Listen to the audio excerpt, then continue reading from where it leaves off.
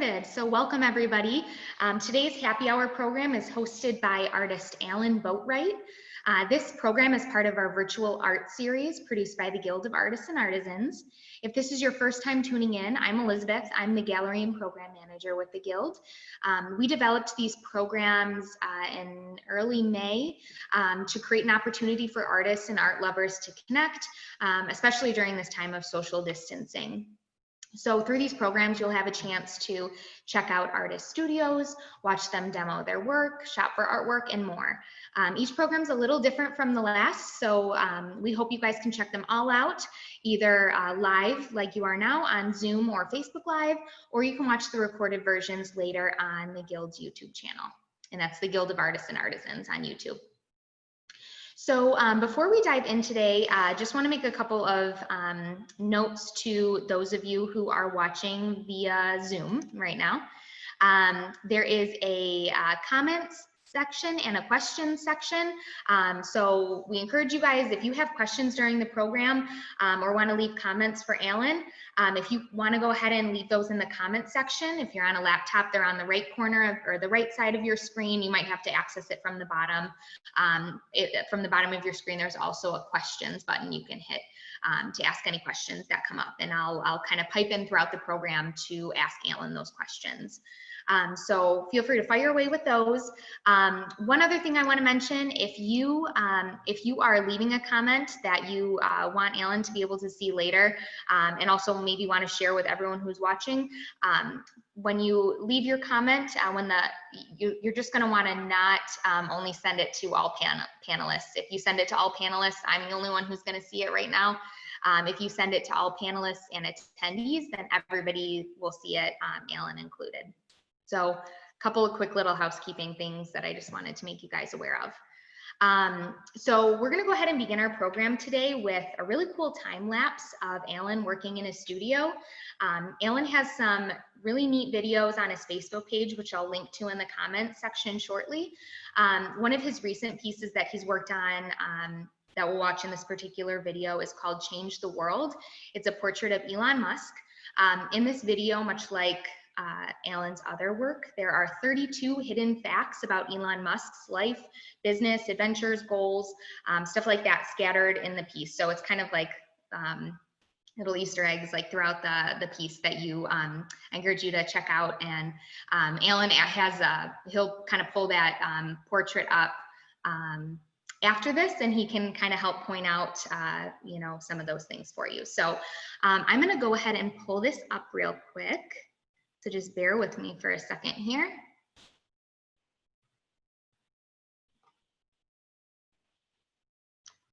Okay, just a sec.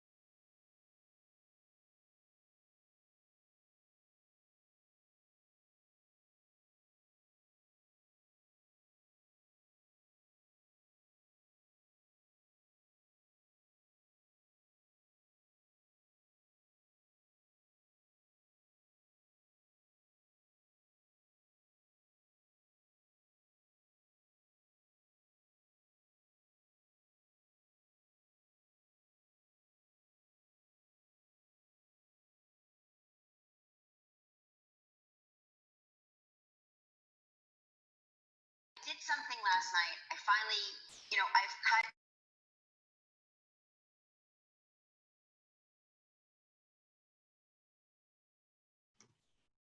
All right, sorry about that. Forgive my tech savvy not miss. Okay, so yeah, that was a really cool video. We just kind of wanted to set the stage and show you, give you kind of like a little intro into Alann's work before I bring him up.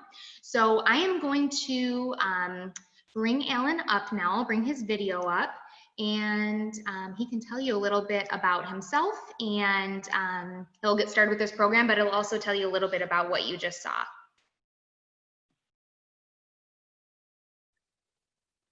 Hi, Alann. Okay.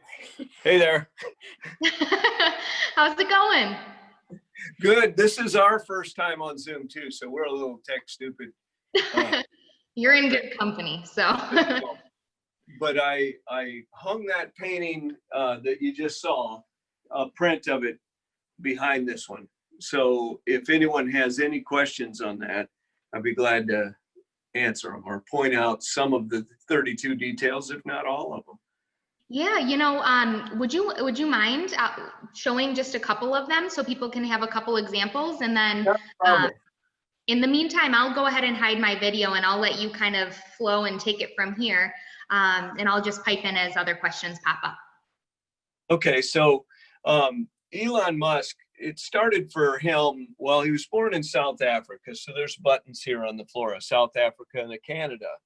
The reason that the Canada is there is because his mother was Canadian. She's a model to this day. So in 2009, Canada passed a law that if either of your parents were Canadian, you too are now Canadian. So he has those two passports, those two nationalities. As he got older, he added US to that, and it's here on his chest, which I will tell you how that came to be. But at the age of 8, he read the entire Encyclopedia Britannica, and he has a pretty phenomenal memory, and he was able to retain verbatim the information that he read. And that made him somewhat of an outcast at school because he was constantly correcting people. He's very intelligent, and if somebody utters a error, which whenever I do this painting, I don't want to really utter an error because I don't want him to call me and say, "Hey, you blew it with that." So, but at 8 years old, he memorized that. Kids at school thought he was a loser, so there's an L here on the floor. That plays a part later in Elon's life, but he was shoved down the stairs and beat up by kids. He even lost consciousness, and that was when he was 8 to 10. At 10 years old, his parents got him a VIC-20 Commodore computer, and he taught himself to program. And by the age of 12, he sold that game that he wrote to PC and Office Tech magazine for $500, and that was his first entrepreneurship. He later he went, well, let's go to the colleges. He went to Queen's University in Canada, went to a University of Pennsylvania, and he went to Stanford for 2 days. After 2 days, he dropped out, borrowed 20 grand from his dad, and started Zip2. Zip2 was a mapping software. He sold it for $20 million and bought XCOM. XCOM was banking software. It did things like the software you'd use to run an ATM, the software you'd use to let people use an app to log into their savings account, transfer money, that kind of thing. And one of the modules that he bought with that whole mess was PayPal, which he then sold to eBay, and his take was 425 million, and so was his brother Kimball's take, and they retained some stock ownership. So that made him a virtual almost billionaire overnight. So he started SpaceX.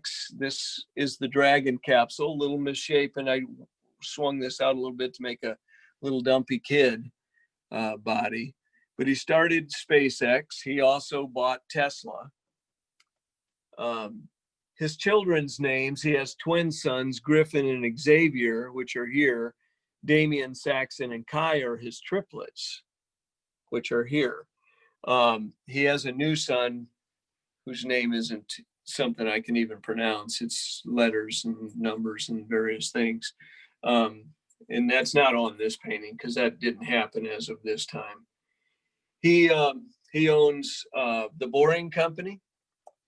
And if you look at S, this makes an S, this makes an O, and now the L comes into play. Sol is Spanish for sun. He owns Solar City, which was building the batteries for Tesla. He owns a company called Hyperloop, which the Boring Company is boring the holes through the earth for Hyperloop.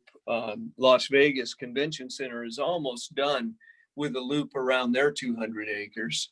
That'll be the first one that's finished and ready to go. But that's kind of how these work. There's other details, like his family is reflected in the glass up here. I don't know, there's too much reflection in the painting as it is, but you can see his family. Mars is up here. It's the only red star. Could also be his red Tesla that he sent out toward Mars.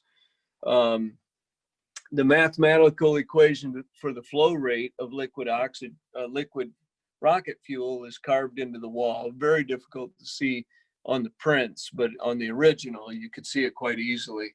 And I used a coffee pot that he's using to build a rocket. In his eyes, you can see what he sees. One of the characteristics of Elon Musk is when his parents were talking to him as a young child, he seemed to stare off in the distance, and they thought they didn't really have his attention. And so they thought something was wrong with him, but actually he's seeing what you're saying, and he's making that into things in his mind. I do the same thing. I try not to do it often, but when I'm painting, when I'm in the middle of a painting, it's real hard for me. I'll sit at dinner and I won't say anything. And when my mother-in-law was alive, when we'd be at dinner with her, she'd say to Sharon, she didn't think I could hear, but I could hear. She'd say, "Is Alan mad about something?" But I was just thinking that, oh man, I need to get back down to the studio and paint. So that's kind of this one. There's probably more that I'm missing, but if you see something and you have a question on it, just ask me. I'll tell you. We have a couple questions actually, since you were going through that. Okay. So first up, it's clear you must do a lot of research on your subject before you begin your project. So do you spend more time in the research phase or in the creating phase? Yeah, and I wish I had my notes on this one that I'm doing right now. And as I was getting ready for this meeting, I went looking for them, and I think either I've not unpacked them yet from coming from Florida up here, or I just hadn't found them. But anyway, typically the notes will be about that thick on any given painting I do. I start with a basic concept and a number, like this was painting number 32. And that's why the 32. And then I thought I would make the 32 relevant by having 32 facts. So I went that route. The same is true of the painting Space Cowboys. There's 51 railing on the balcony because I just wanted there to be a 51 in there somewhere, or a 53 in there. On painting number 51, there's 51 holes around the outside of the painting carved into the wood. So yeah, the research is the big curve, and especially on Elon, there were a lot of things that contradicted each other. Like he started Tesla or he founded Tesla. And then others would say, no, he bought Tesla 5 years into it when it was starting to flounder. And he was sitting on the board. So after much research, I've settled on he bought it.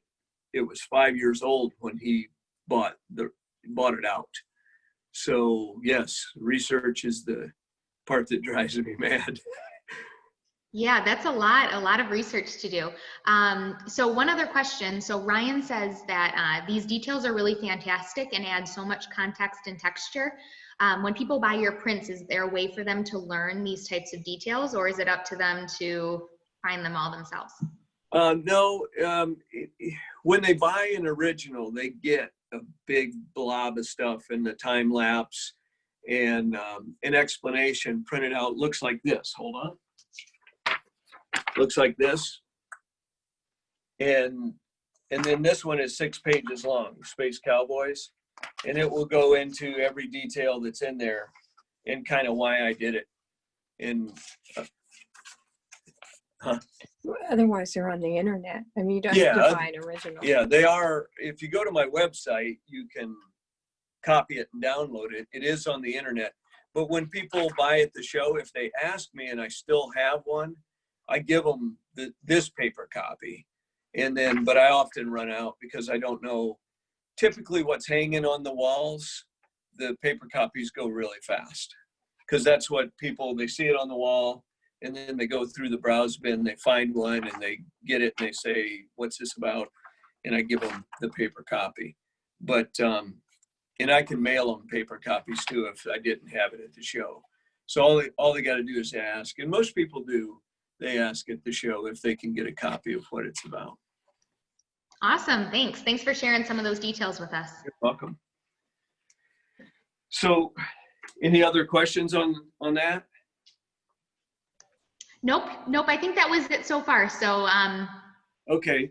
Yep, So let me talk, I'll go into this one if people want to hear about it. Yeah, definitely.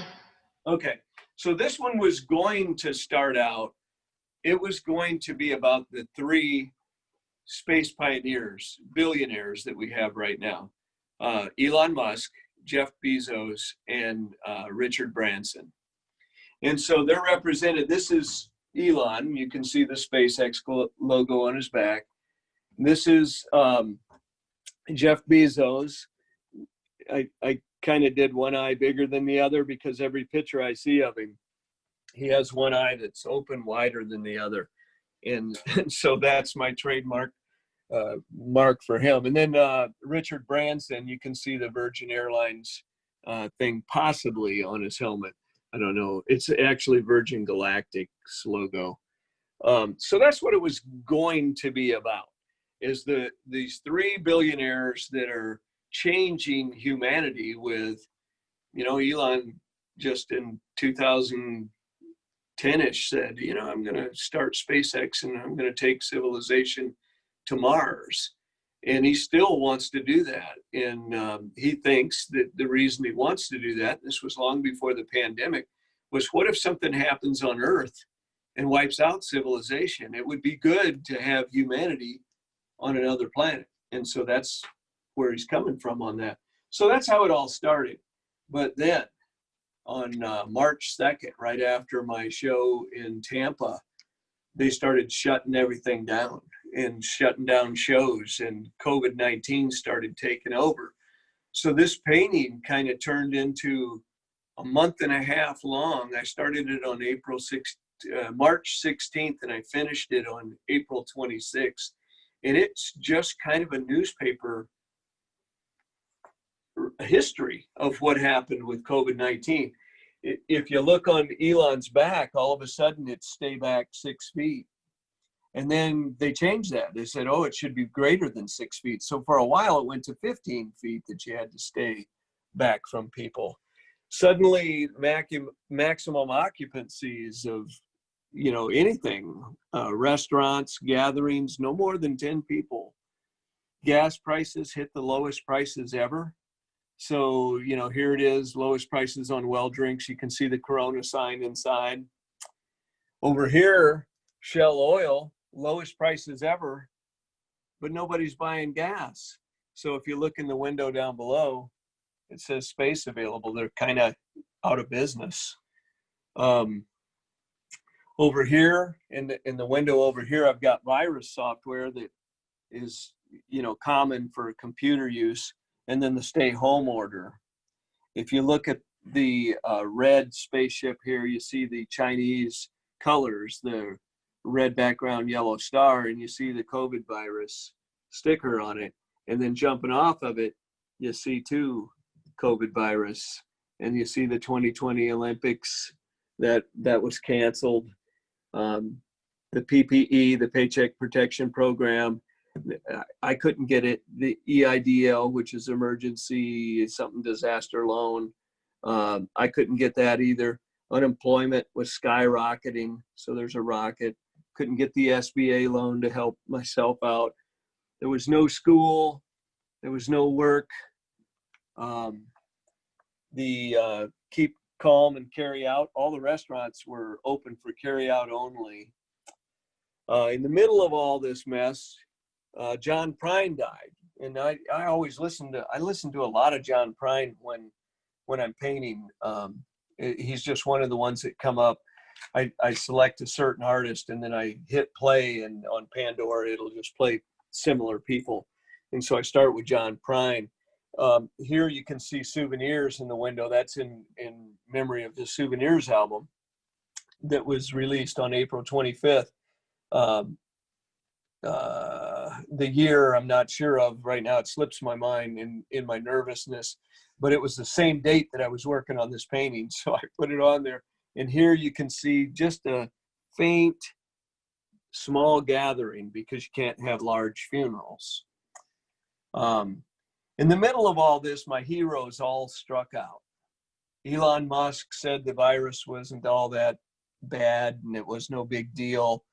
And he kind of nixed it, that it was nothing to be afraid of, that we were overdoing it. He ended up making that right by starting to build ventilators, and he paid for ventilators to be built. He started shipping them all over the place at no charge. Jeff Bezos struck out when he asked for $25 million to help his employees get PPEs. And when you're a billionaire and you own a company and you're hiring 175,000 new employees, I just feel like you should probably just break out some of your own money and make sure everybody has their PPEs and you supply them, not us users. Because while all this was going on, I was ordering groceries and toilet paper and hand sanitizer and everything on Amazon because I didn't want to go out in public. So Jeff Bezos, if you look in his reflection here in the background, his rockets are starting to ignite and his profits are going through the roof. So he really made out like a bandit on this thing. And then we got Richard Branson, who also asked for a loan. So he asked his people first if they could take 8 weeks off without pay. And then he retracted that and said, okay, I'll pay. After Parliament said, look, dude, if you just take your standing money and take the interest, in one day, you'll make everything you're trying to get us to give you for your employees.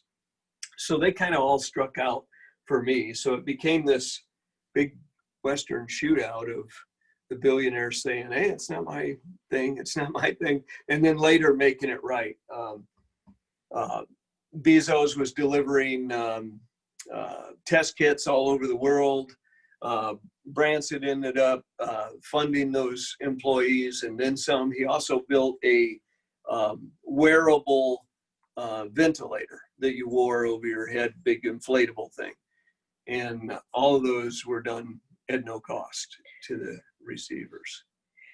So do you want to talk about your technique as far as how you shaved back the paint or laced up the buildings look weathered, and actually the wood is carved. I don't know if you can see it, but I actually grooved each board into the wood. And then I took a razor blade, a flat edge razor blade, and scraped back. That's actually the wood color of the painting showing of the panel that it's on. So over time, that wood will start to gray down with UV light, and it'll actually get better looking with time because instead of painting it to look old, it will age at a pace of exposed wood. The same with this building over here. It's actually scratched into the paint is removed down to wood so that it will fade and the paint will stay bright, but the wood will start to come out on its own and age on its own. The rungs that you see here, those are, I did this on Earth Day, April 22nd. I took 4 clothes hangers and I cut them up and I drilled holes in the painting and I bent the clothes hanger and fit them all in. And then I took them all off and stuck them into a piece of foam core, went outside and spray painted from one direction gray and spray painted from the other direction black. So that if you look at one individually, it is lit from the side, but it's also, if you swing around this way, it goes black. So that when the painting's in low light, it's still going to look 3D as it is. Laces? Oh yeah, the laces are actually stitched on. I drilled holes into the canvas and stitched them on. There are 53 laces. The buttons, these are from a computer motherboard. They actually push and make click noises. I do that because little kids like my paintings, and I got to give them something to do besides, you know, parents don't like them to touch the artwork, but mine are kind of, they're supposed to be touched. The one I'm working on now is going to have switches all over it and all kinds of crazy things. But, oh, and the escape, if you notice, it says escape and then New York on the tail and ride closed. The governor of Florida, where we live, during this, closed the interstate coming into Florida because so many people from New York go to Florida to vacation, and New York was overran with the virus. So our governor was stopping cars and making them self-quarantine for 14 days at the border before they could go any further. So that's my, that's this. It's huge. It's 36 by 48 plus the frame. So this is about as big as I like to do because they get real heavy for carrying around. If I was doing more gallery shows, it wouldn't bother me as much, but road shows, it's tough to hang these things. So I have a question here for you. That's incredible and must have taken you a long time. How long did that particular piece take you? Well, day count, I'm not sure, but it was from April 16th to May 26th, I think. Let me look real quick. I think I wrote it on the back. No, I didn't write it on the back, but that is what it was. And there is a little note. You want to show them the note back here? Oh yeah, it does. It's actually March 16th to April 26th. So a month and 10 days. That's a long time for me. They're generally pretty quick. Wow, cool. Thank you. You're welcome. So I did a 5-panel painting real quickly for my wife that was 5 14 by 14s, and it's called Let's Get Out of Here, because we were really getting tired of our house in Florida is rather small, and so I don't have views like this. You can't see out there. You can't see out the window? Well, see, here I have views, and so it's easy to sit and have a glass of wine and, you know, discuss how we're going to conquer the world. But down there, we're kind of a little more urban and a little crowded. So hang right here for just a minute. I'm going to go get a print of this one that I did for my wife. Hold on.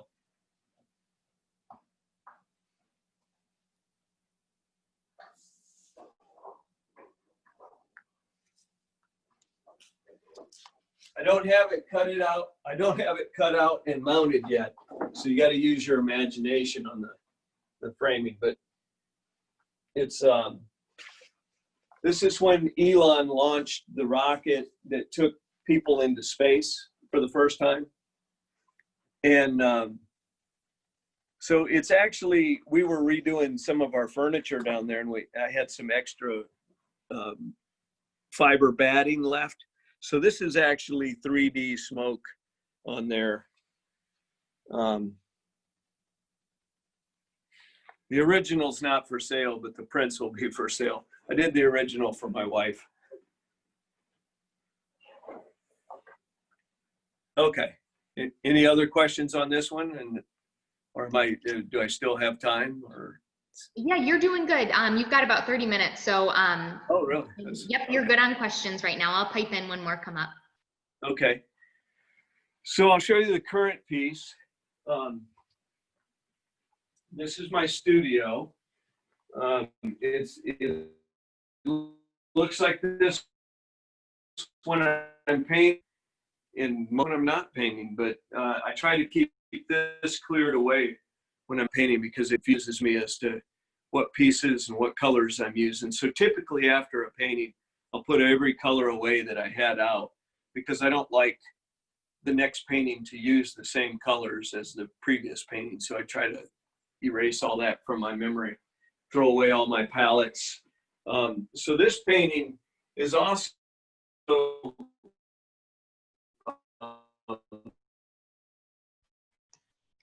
Oh, we're losing you a little bit there. because while all this was going on, and it's like you can't go outside, you got to get a brick wall. Okay. So this one is a little bit. It's also about the COVID virus because what happened was while they were telling us you can't go outside, you can't get in groups of bigger than 10, you can't go to concerts, you can't do art shows, you can't just be in a group anymore. And so at the same time all that was going on, they asked the astronauts that were on the International Space Station, 2 Americans and 1 Russian, they said, it's time to come home. And to me, I'd be saying, what? There's a virus and it's killing people and it's spreading in pandemic form, and you want us to come down right now into the middle of that? And so this painting is going to be about that. And I don't want to give away too much of it, but it will have a real bubble. This is from a clothes dryer door, and it will go on here, and it'll be tinted. It'll be tinted with a limo tint, so you can't see through it very well. And then I will have lights installed around the perimeter so that when you're flipping the switches, and these are the switches, I have all these old. Why don't you bring them over? Oh yeah, let me come closer. So these are the switches. They're just old electronic switches. There'll be a series of these on his chest. And when you flip them, they'll do different things. One will light up inside his helmet, and you'll see, this robot kind of freaking out. And then the others will just light up lights that look like this. Just little lights. Or I also have this, which used to be an old fishing reel, and I took it apart and made it into it's going to light up. It'll be on his chest. You can kind of tell where it goes. It goes right there. And that'll light up. Just different switches for kids to flip, adults too, because I like to flip switches too. So that's that one. And there isn't a real big story about it. It's just the comedy of, everybody stay home, nobody go out. It's terrible. Everybody's going to die if you get this. And then, hey, you guys come back to Earth. And it's like, yeah, I think I'll stay here if you don't mind. So that's that one. I've ordered a really funky frame for it. And on that frame, I will put these various things. I got 3 of them here. They'll go on there. And the frame will look something like, where do I have it? Oh, like that. All of my paintings, I keep notes. And so this is kind of how they look. It's what I did each day, and what everything means and that kind of stuff. Do you want to show them the robot face? Yeah, faces I haven't really decided on yet, but here's 2 I'm considering. I'm probably going to go with this one because I knew when I drew it that that's the one my wife would like.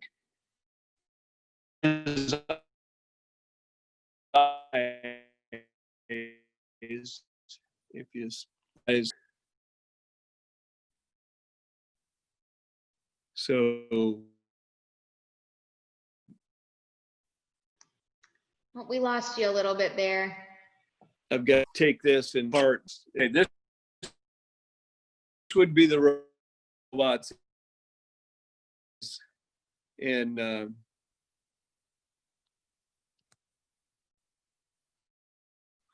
right, back way up, and we'll see if I think we lost her. Are you there? I heard something click. Yeah, yep, we're there. We lost you for a second, but we're good now, I think. Okay. So did you see the eyes? They're made out of security cameras. I don't know where I lost you at. No, that's awesome. We saw the eyes, but I didn't hear you say that it was made out of security cameras. That's really cool. Okay. Yeah, it's 2 security cameras. I'm going to take them apart, and I'm hoping I can figure out how to wire them so they do light up with one of the switches. But I'm not an electrician, so I got to get someone else involved so that, you know, you don't turn it on and it runs the battery down in 3 seconds or something. I don't know what kind of power they'll require, but anyway, that's that one. I'd go back in there, but I'm afraid it'll lose you.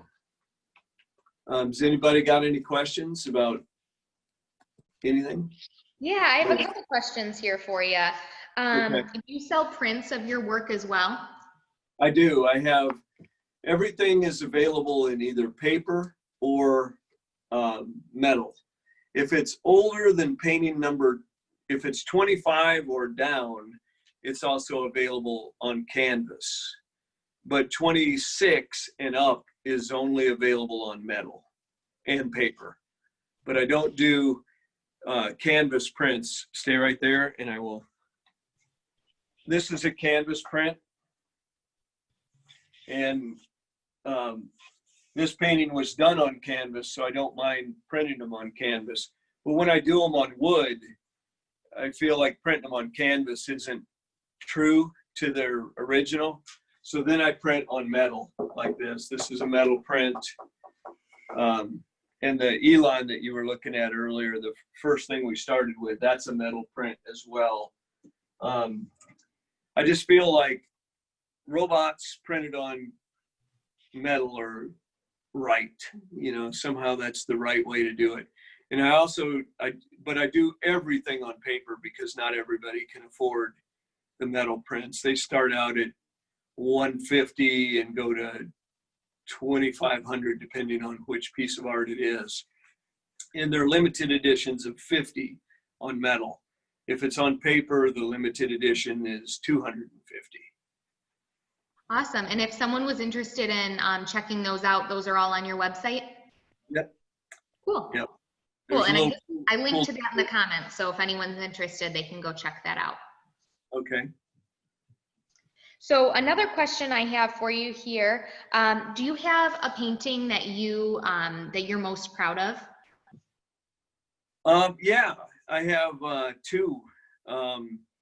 One is my ode to Muhammad Ali. It's called The Greatest. And the other is painting number 26, which is about controlling yourself if you have the tendency to overdo things. I could take you up and show you that. I have much better signal up there. And I can show you either of those 2 easily, just to give you an idea. This is the Cassius Clay one here.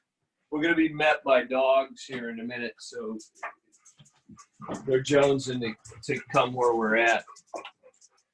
Okay, so that one there is called The Greatest, and it's Muhammad Ali. That one has a motion sensor built into it, so that when it, let me see if the battery still has a charge. It's ran with a Mophie battery, and it takes it a minute to get warmed up, kind of like a tube radio.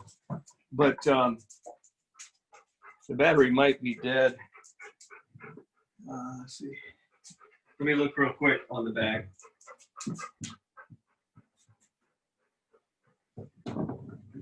See if it's plugged in even.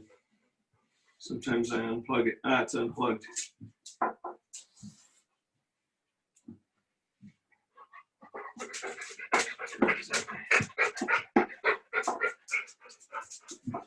All right, I can't show you that because I don't have the battery on the back of it right now. So, but it has a motion sensor in it so that when you move, camera flashes start popping off in the audience. And that one talks about Cassius Clay when he was converting to Islam and the troubles he went through and the assassination threats and the, being banned from the sport for 43 months. It's my 43rd painting. So it all revolved around the number 43. His 43rd fight was against Ken Norton, who was 43 years old. That was just a weird fact that I found when I was researching the painting. So the other one is number 26. This one is the very first one I did on wood. And the reason I did it on wood is that the reins are actually real. And they're really thick, heavy leather.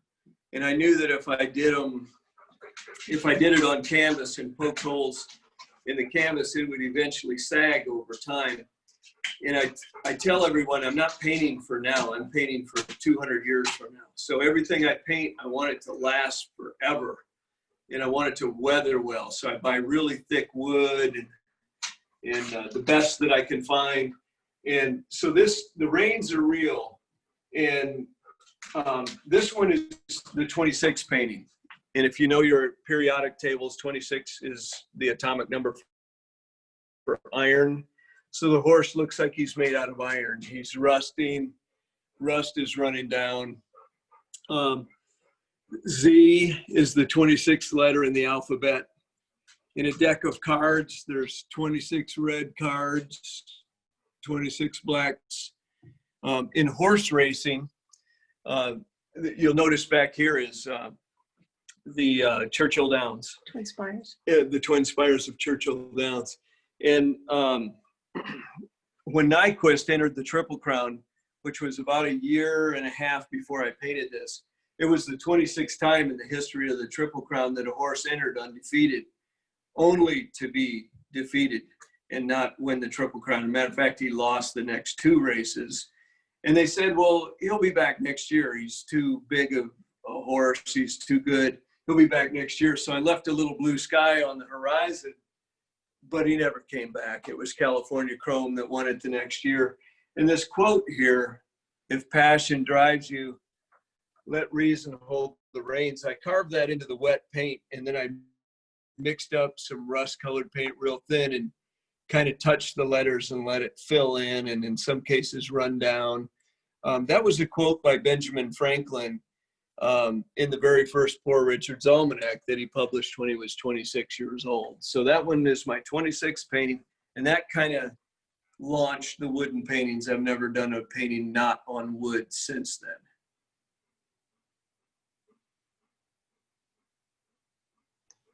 Awesome. That's Don't really tell me. cool. Oh, okay, good. You're still there. Yep, I'm still here. I have one more question too, kind of unrelated to that, but can you tell us a little bit about your background and your training?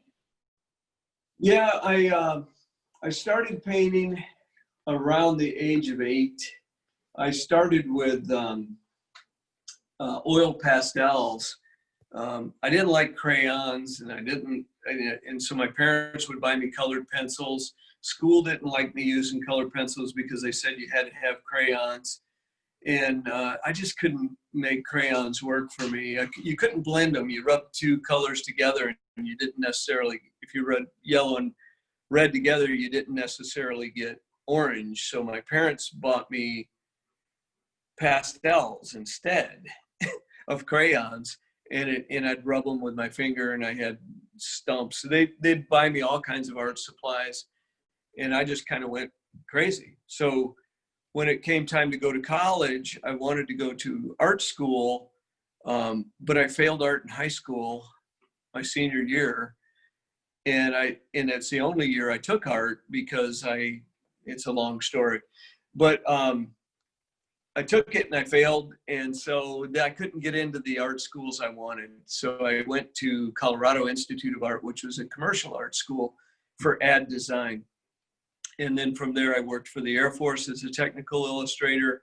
And then from there, I started my own companies, and that's all I've been doing ever since. I've had two clothing companies, an ad agency, a sign company, all art involved, but never painting till 2015. I started painting for other people to actually be able to buy it. Other than that, I always just painted for myself. So I'm kind of self-taught in the painting end of it. I read a lot of books by Walter T. Foster and William Alexander, John Gange, and I just read book after book after book on photorealism. I was a big Chuck Close fan, Richard, all those guys, Ralph Goings. They had a lot of influence on me being a realist, and for the longest time, that's all I did was photorealism. So now it's kind of photorealism, but it's not real. It's stuff in my head, which I like doing better because I hated it when people said, that's not the way the windshield wipers worked on a Pontiac. It's like, I can make it up now. So make up my own world. Nobody can say it's wrong, right? Yeah, that's awesome. Thanks for sharing. So that's all I have for questions, at least right now. If anyone else has questions, feel free to throw them in the comments or the questions section. But we do still have a few minutes if you have any other pieces you want to show us, or if there's anything else you'd like to show off. There's a wall of them here behind us. These are retired paintings. These are ones that my wife really likes, and after dragging them around for a year, it's like they kind of get beat up traveling around. So after a year, we take them off the road and just hang them at the house. If someone wanted to buy them, they're still available online, with exception of number 26 there. That one's not for sale anymore at all. This one that you're looking at now, this one's called Crude and Unusual. And it covers the history of the oil companies and who controls and how they control the world's oil prices. That's that one. The one next to it, I'll wait for her to. I love doing these. I love hiding stuff in the paintings. I'm crazy about doing that. But this one is called Another Spill, and he was skateboarding on this. Here, did a rail slide, wiped out, hit his head, and broke his cell phone. But it's really, the spill that I'm talking about is actually the two biggest spills in the history of mankind, the Exxon Valdez and the BP Blue Horizon spill. They were the two biggest spills in the history of mankind, the two biggest unnatural disasters of the world. It was painting number 11, and then here's how it all worked out. On the Exxon Valdez, 11 out of 13 of the bladders ruptured, and it spilled 11,000 square miles of oil. And on the BP platform blast, 17 people died on the blast, 11 were never found, and it was 1,100 miles of coastline that was affected. In the very first week, 1,100 dolphins washed ashore dead from oil poisoning. The next one is called The Rise and Fall of the First Flower in Space. And this one comes out of a news article, February 25th, 2016. They grew the first flower in space. Scott Kelly was in charge of that program. And I thought, boy, so they grew the first flower in space. My curiosity was it hydroponics, aquaponics? Was it in a terrarium? How did they do that? So I called a friend of mine that works at NASA, and I asked her, and she says, oh, I'll put you in touch with Joya. Joya was the one that headed up this program. And so this is the patch for the actual flight. And then if you look at this little thing that the plant came out of. It's called a plant pillow, and it's a kind of a rudimentary stitch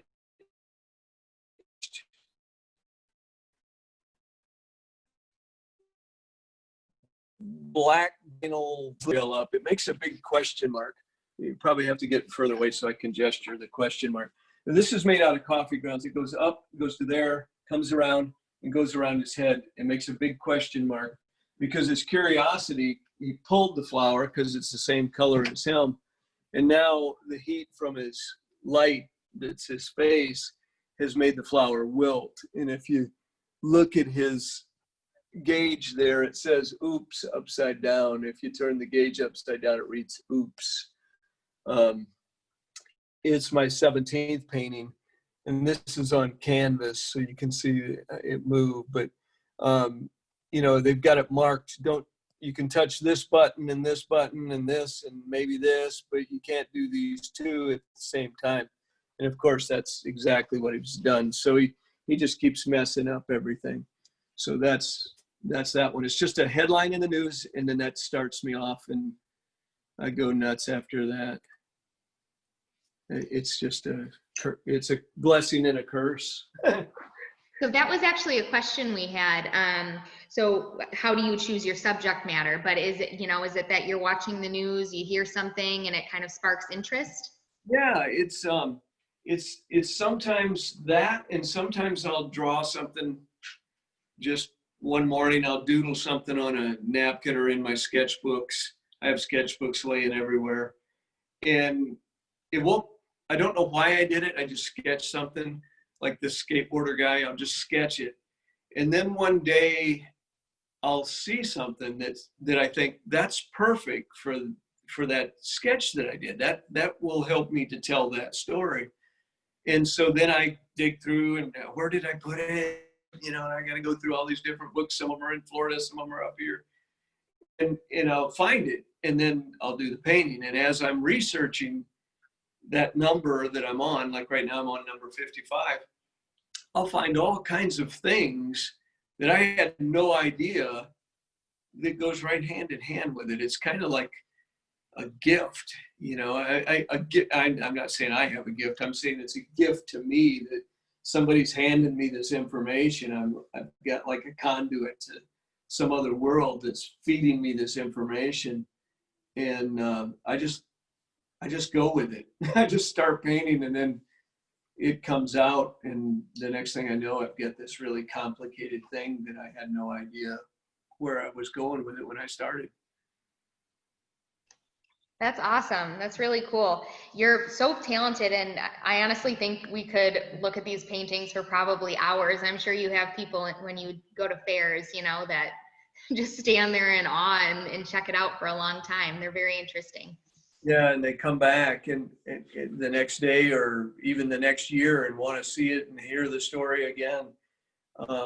And even me, I'll look at something I did 3 years ago, and I'm still like, wow, I didn't know, I forgot I did that. I just, because I get in the moment and I'm just doing things, and I try to sit down every night before I go to bed and write the notes of what I did and why I did it, because later I don't know why I did it.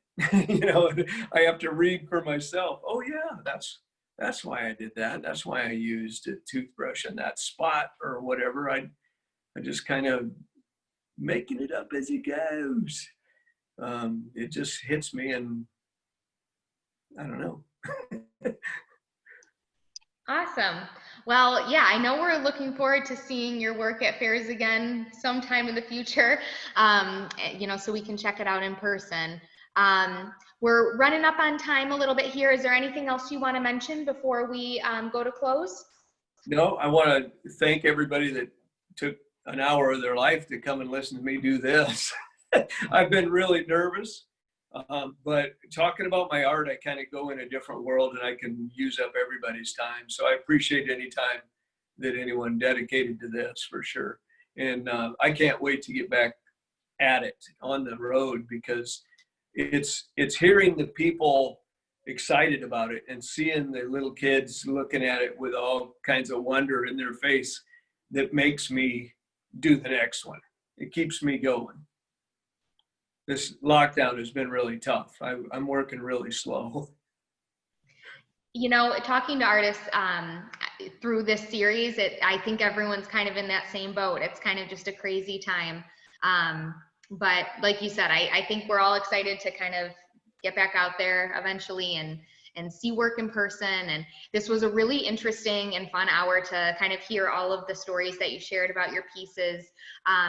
Just for everybody watching, I did go ahead and link to Alann's website, YouTube, and Facebook in the comments. So if you find him on Facebook and YouTube, that's, I believe, where you can watch all of your time-lapse videos, right? Yep. If you jump off on that Alann video there, it'll take you right to my YouTube page, and then there's, I don't know, there's like 20 of them. Some of them are just me goofing around, the one with the laser beam spots on my face, but most of them are about the paints, and there's music set to them as well, so it makes them, the 10-minute one, not seem so long, providing you like Grand Funk. Awesome, cool. Well, yeah, everybody go check those out and check out Alann's website as well. But thank you so much, Alann. This was really fun and really interesting. I know everyone really enjoyed it. And if you guys watching have not been tuning in, we do this series every Thursday. So our next one is next Thursday at 4. You can watch Facebook Live, you can watch on Zoom. We always post the registration links leading up to the event. So we encourage you guys to come check it out. It's always something kind of different, and I always learn something from them. So they're really interesting. So thanks so much, Alann. Thank you. Yeah, you guys all have a great rest of your day. All right, see you later.